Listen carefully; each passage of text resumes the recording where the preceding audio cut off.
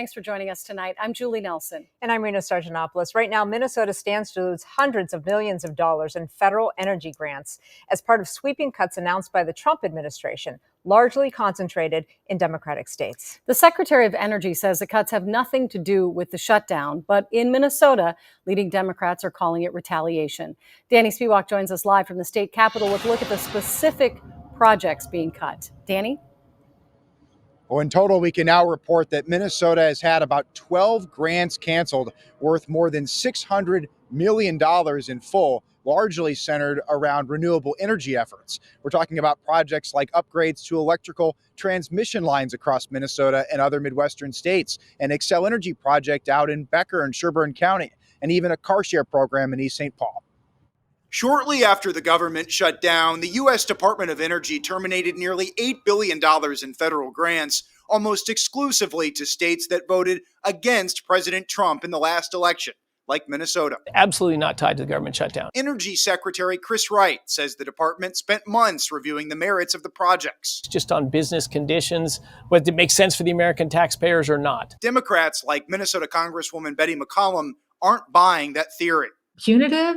This is being harmful. This, in my opinion, almost bears to be childish. According to two lists provided by the Energy Department and a Minnesota congressional office, the Trump administration cut about a dozen projects in Minnesota. That includes a $464 million grant to the Minnesota Department of Commerce for upgraded transmission lines across the Midwest, and millions in funding to power companies such as Minnesota Power in Duluth and Native Son Community Power Development for tribal nations. One of the cuts involved an American Lung Association program focused on car sharing in East St. Paul. These are big packages that were put together to help keep Minnesota energy effective, efficient. The Trump administration also terminated a $70 million Xcel Energy battery project to help the company store renewable energy at the Becker plant in Republican Representative Tom Emmer's district.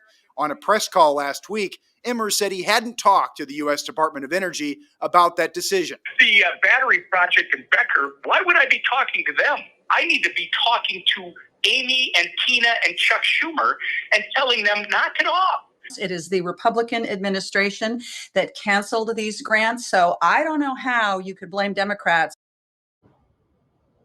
Democratic lawmakers in Washington, even here at the state Department of Commerce, have claimed that these cuts are potentially illegal. So it's possible down the road there could be court challenges toward the elimination of these grants. Meanwhile, again, the Department of Energy has just said that they believe they're protecting taxpayers. They don't think that these projects that they cut were advancing the nation's energy needs. Back to you. Danny, do you understand what Emmer was referring to when he said he needs to talk to our senators?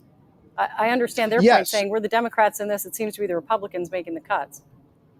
Yeah, just to clarify that for viewers, he was basically saying you can't blame the Trump administration, that he was saying blame the Democratic lawmakers for the shutdown. That was his view. And of course, that was Senator Smith responding to him with what she had to say as well. Okay, more about the shutdown than about the actual funding. Okay, thank you, Danny.